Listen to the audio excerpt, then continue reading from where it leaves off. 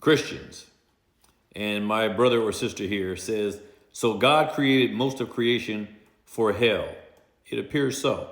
Yes. And then it says, then you say, so Satan has nothing to do with their condemnation. I never said that. I think Satan has everything to do with their condemnation, but their guilt is their own. Satan was merely the tempter, but Satan put his hand to no one's throat or neck and made them sin. Adam and Eve sinned of their own accord. They made that evil, wicked choice and caused the whole world to plunge into sin and death, leaving them without the will to choose one or the other, as Adam had that choice in the beginning. And we saw what happened when he exercised his choice in a wrong way. It eliminated his ability to do what is right after that point. A severe consequence, we must say and agree. So when you say that, when you assume that I am saying that Satan has nothing to do with with the condemnation of the lost, that would be something that I would never say, and the Bible doesn't say. Satan has a lot to do with it, but Satan is not the one guilty of it from the standpoint of the creatures who fell into his trap. So Satan does have something to do with our condemnation, those who are lost, but the number of people that God created for hell, I don't know what that number is, but I do know this.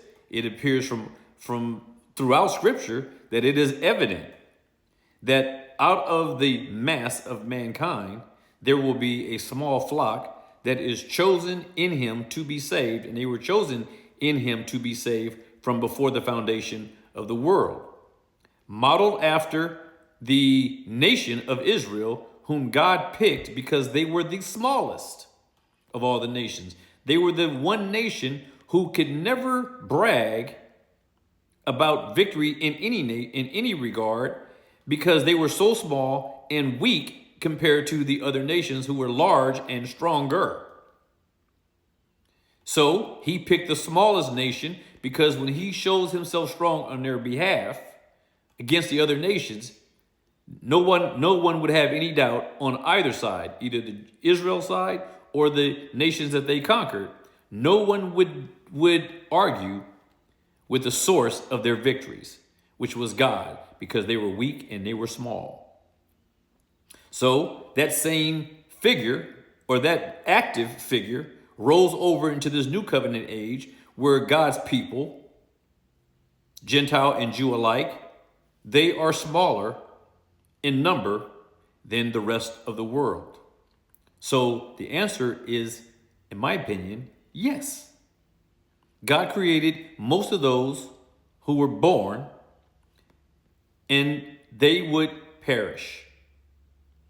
And God predestined his elect people to come to him in faith in due time by means of hearing and believing the preached gospel. That is how his people are converted. That is how they are born, through the means of hearing the preached gospel and believing it, obeying it, and submitting to it. Not difficult.